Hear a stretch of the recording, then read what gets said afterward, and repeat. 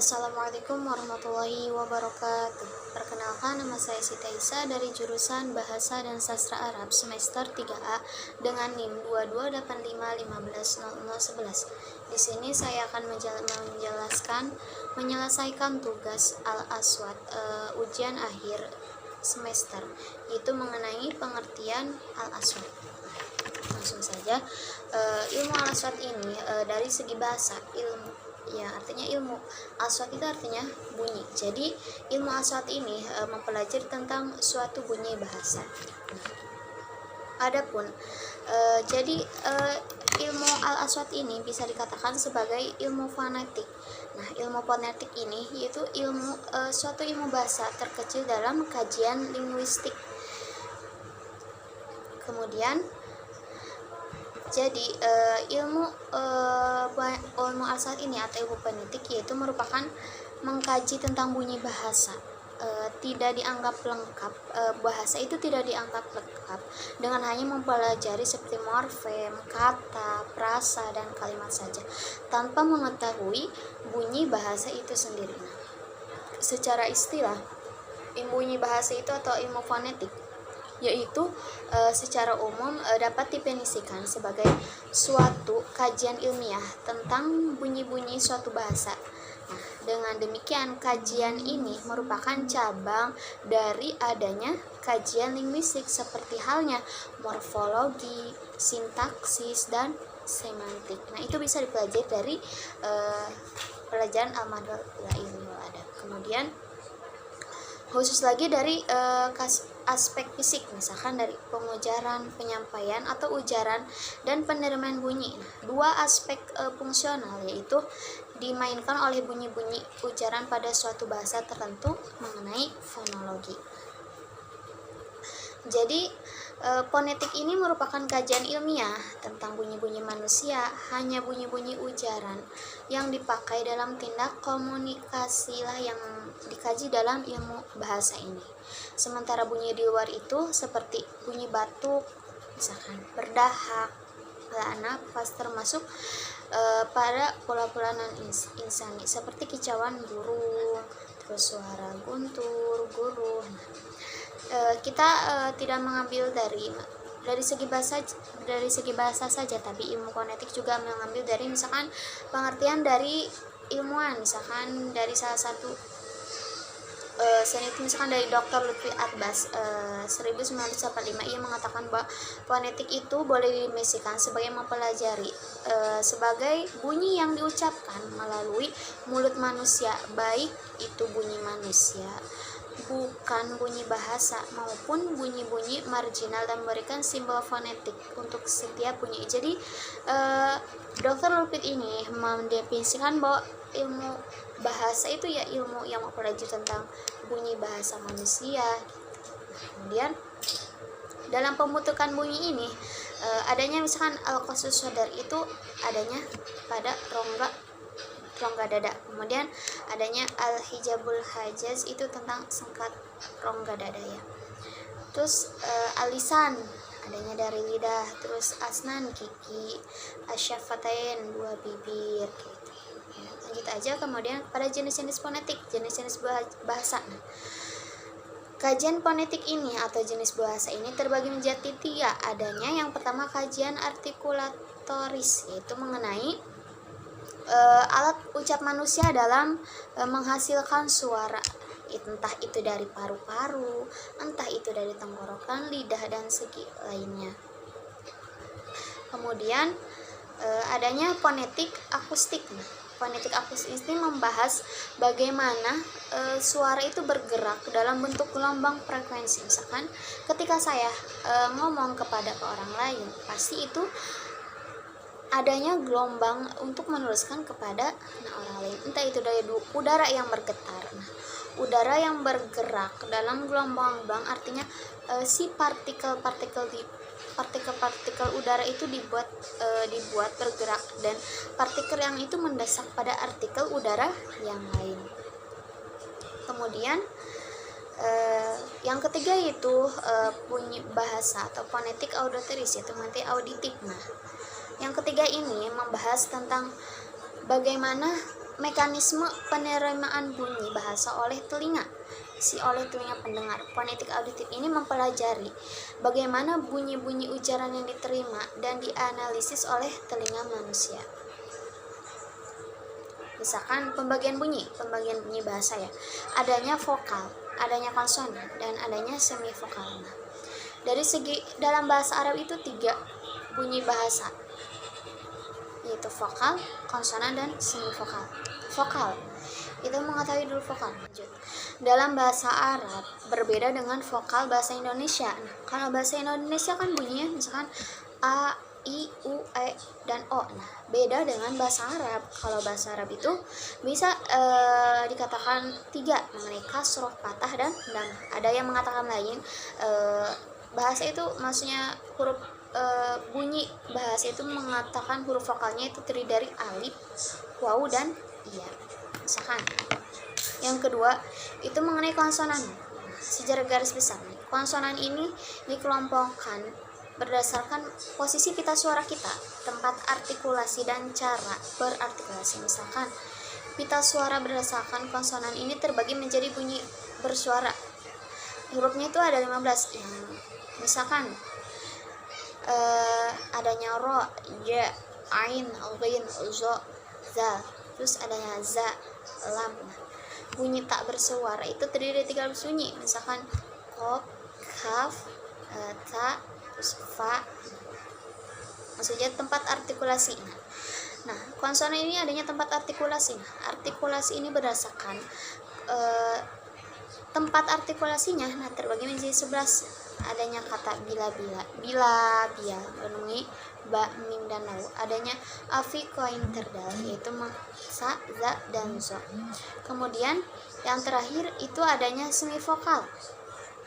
Nah, semivokal ini adalah suatu bunyi ketika dituturkan organ bicara telah mengambil posisi untuk menuturkan vokal tertentu, kemudian dengan cepat mengubah posisi untuk menuturkan vokal lain.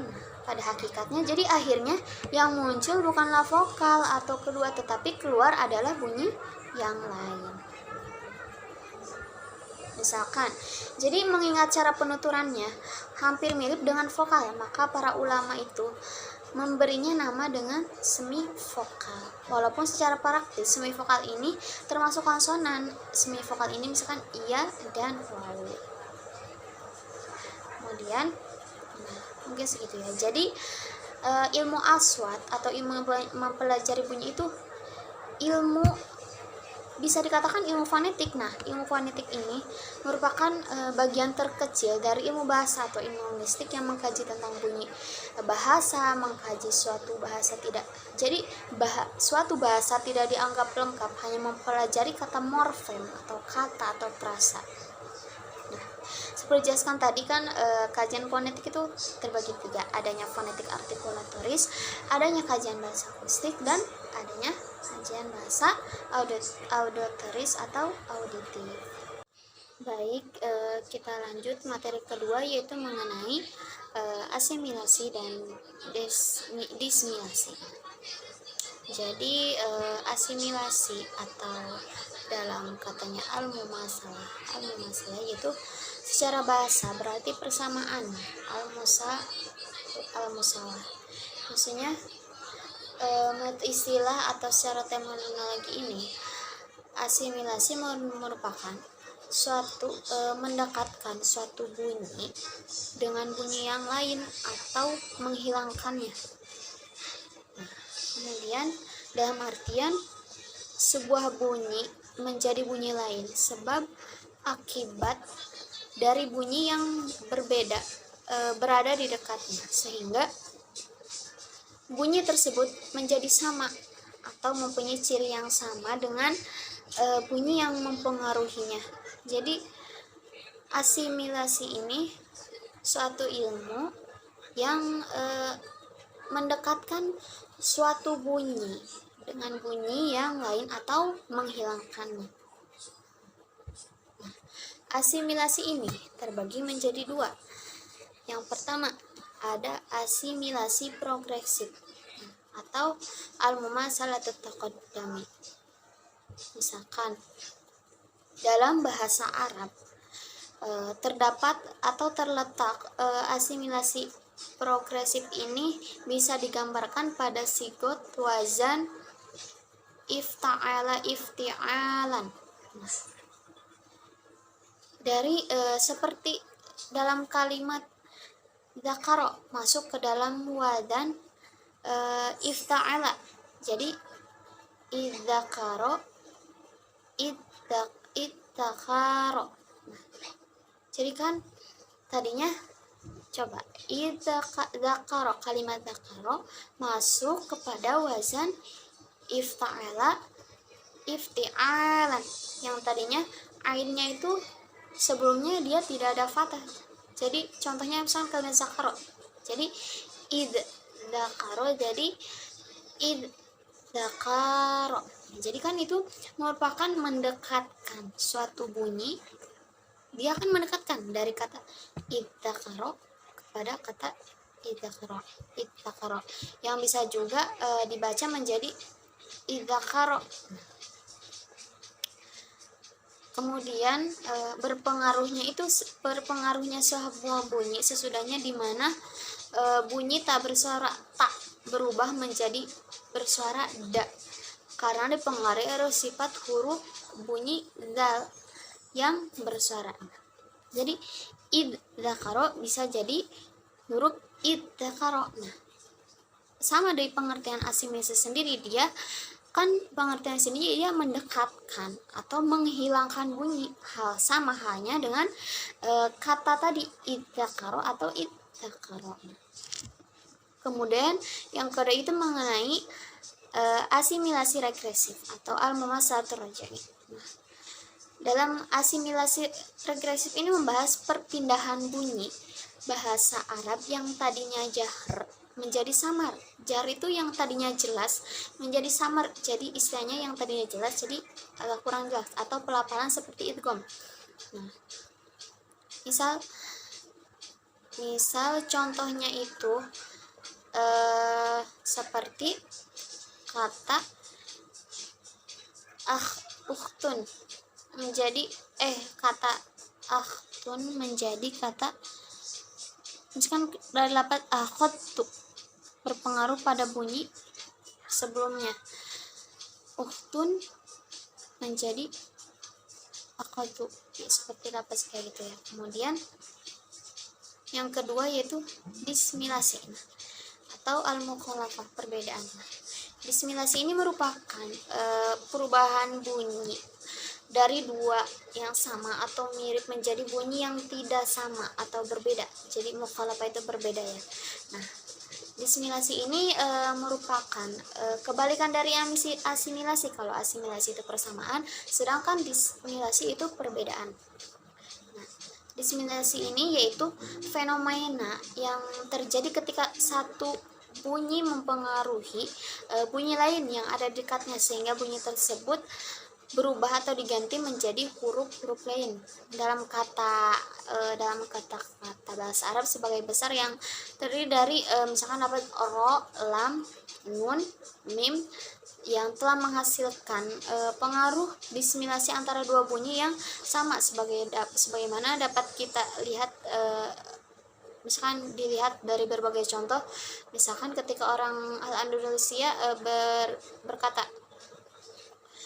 khamsyun badlan, yang harus dibaca itu khurmasyun, akan tetapi mereka mengucapkannya menggantinya jadi khumsy, begitu. Adapun dengan digantinya bunyi huruf lain dengan lafaz misalkan sama fi qalbil wawi hamzati, jadi digantikan si wawunya oleh hamzah, misalkan sama dengan digantikan wawu tersebut digantikan oleh hamzah. Nah, kedua proses asimilasi dan disimilasi ini bertujuan untuk memudahkan penutur dalam berbicara, dan mengurangi kerja otak kita dalam mengucapkan kata-kata bunyi bahasa tersebut. Jadi kalau asimilasi itu persamaan, dan kalau disimilasi itu perbedaan. Dia Jadi kalau asimilasi kan maksudnya kayak mendekatkan suatu bunyi dengan bunyi atau menghilangkannya ya. Seperti kata dakaro atau idakaro. Mungkin cukup sekian dari saya, kurang lebihnya mohon dimaafkan. Wassalamualaikum warahmatullahi wabarakatuh.